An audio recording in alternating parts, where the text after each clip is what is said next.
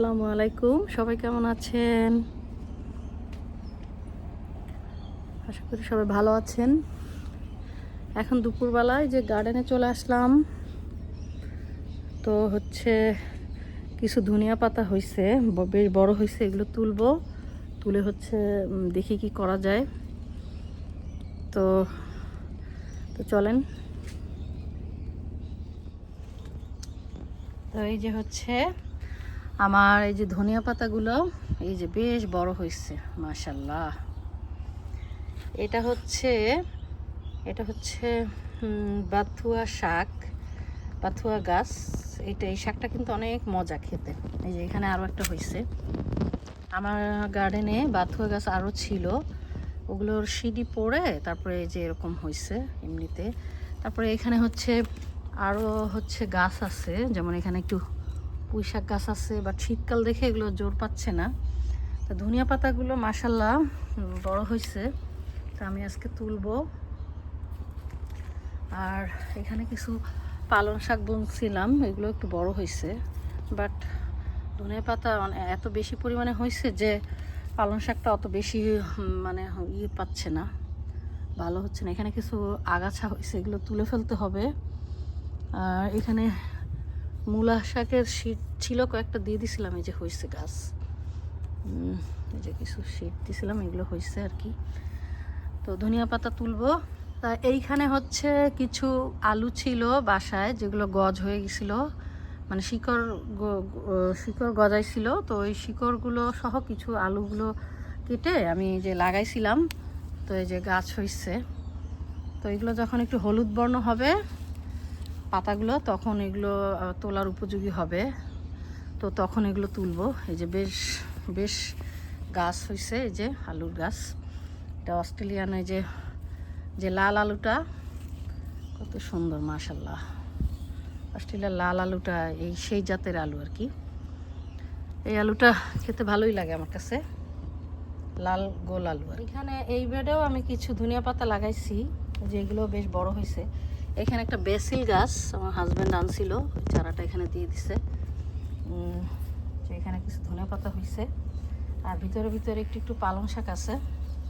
তো ধনিয়া পাতাগুলো আমি এখন তুলবো, যেগুলো একটু বড়, এই যে যেগুলো একটু বড় এগুলো একটু তুলবো আর কি। এই যে বেশ বড় হয়েছে, এই যে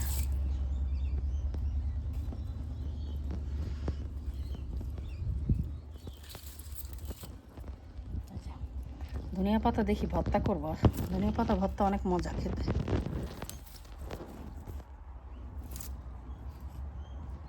এদিকে বেশ বড় হয়েছে, এগুলো আবার একটু পালং শাক হয়েছে। এই যে এখানে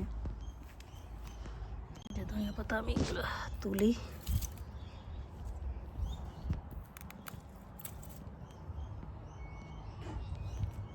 অনেক সময় দেখা যায় কি, গাছের গোড়া যদি রেখে দেওয়া যায়, তাহলে গোড়া থেকে আবার হয়, আবার ধনিয়া পাতা হয়। আমি এই যে গোড়া রেখে দেই, গোড়া রেখে দিলেও এখান থেকে আবার গজায়। এটা বেশ ভালো, অনেক দিন খাওয়া যায়। এগুলো বেশ বড় হয়েছে।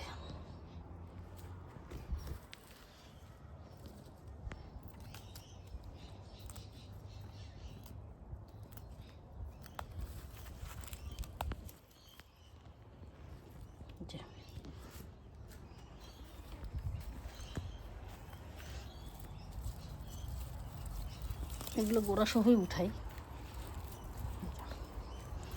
কিছু গোড়া সহ উঠাই, কারণ অনেক ঘন হয়ে যায় তো অনেক সময়। তো গোড়া সহ উঠালে ভালো হয় আর কি তখন। যেমন অনেক এই যে এখানে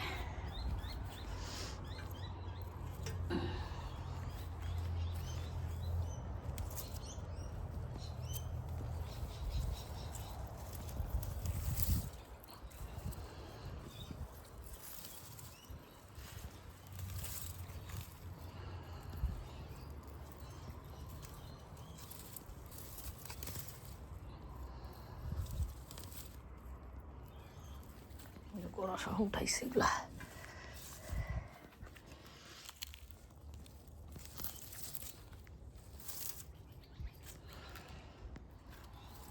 এখানে বেশ ঘন হয়েছে, তো আমি কিছু গোড়া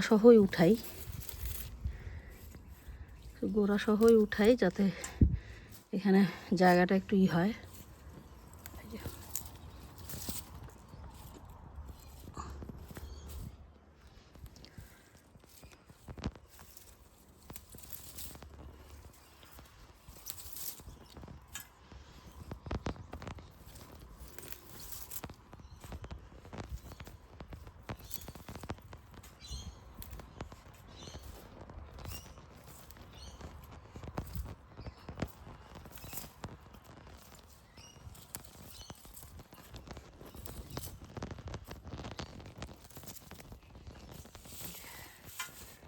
খানিকটা হয়েছে।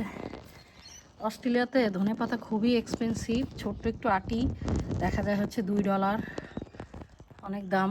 তো ভাবলাম নিজেই গার্ডেনে চাষ করি।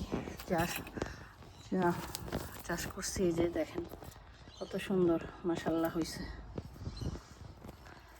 এগুলো বেশ বড় হয়েছে, এই যে বড় হয়েছে, এগুলো বেশ বড় হয়েছে। যে এটা কত বড় হয়েছে এই গাছটা, ধনিয়া পাতা গাছটা বেশ বড় হয়েছে।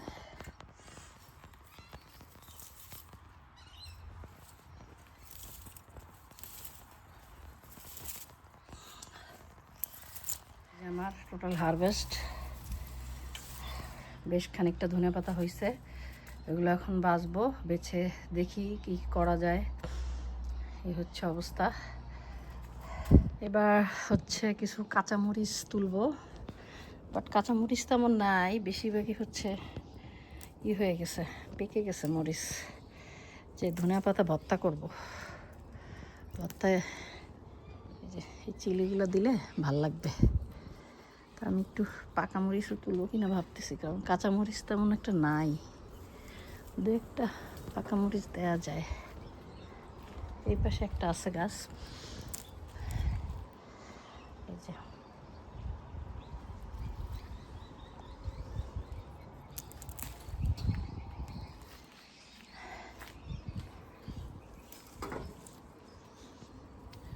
বেশিরভাগই পেকে গেছে, তো পাকা কাঁচা মিলাই দিব আজকে।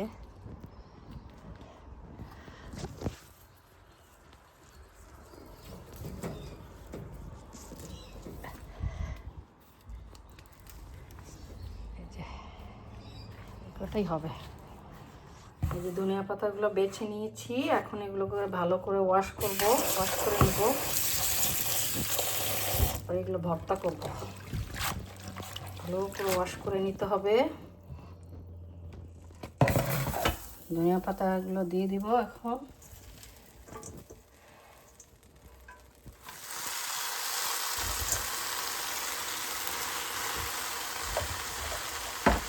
সিদ্ধ হবে, সিদ্ধ হওয়ার পরে হচ্ছে এটা ব্লেন্ড করে নেব।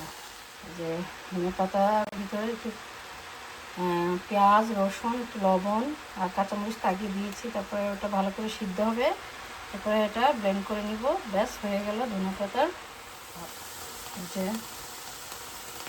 ধনিয়া পাতা একদম কমে একদম একটুক হয়ে গেছে, এখনো সিদ্ধ হয় না, ভালো করে সিদ্ধ করে এটা, তারপরে যখন ভালো সিদ্ধ হবে তারপরে এটা ব্লেন্ড করে নিতে হবে।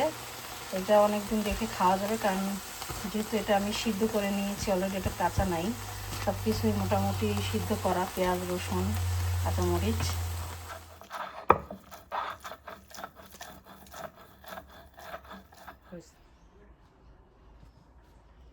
এই যে আমার রেডি হয়ে গেছে ধনিয়া পাতা ভর্তা।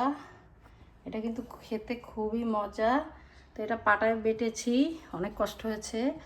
তো 6 মাস আগে একটা পাটা আর পুতা নিয়ে আসছিলাম বাংলাদেশ থেকে, সেটা আজকেই উদ্বোধন করলাম। তো পাটা বাটতে বাটতে আমি বাংলাদেশের রহিমার মা আর নাসিমার মাকে খুব মিস করতেছিলাম। দেশে যে শান্তি, এটা তো এখানে নাই, নিজেরই করতে হয়। নিজের কোনো কিছু খেতে হলে নিজেরই করে নিতে হবে। তো বহুত কষ্ট হয়েছে এই জিনিস আমার বাটতে, দেশে তো জীবনেও বাটি নেই। তো যাই হোক, আপনারা ট্রাই করতে পারেন, খুব মজার ধনিয়া পাতা ভর্তা। তা আজকের মতো ভিডিওটি এখানেই শেষ করবো। সবাই ভালো থাকবেন, আল্লাহ হাফেজ।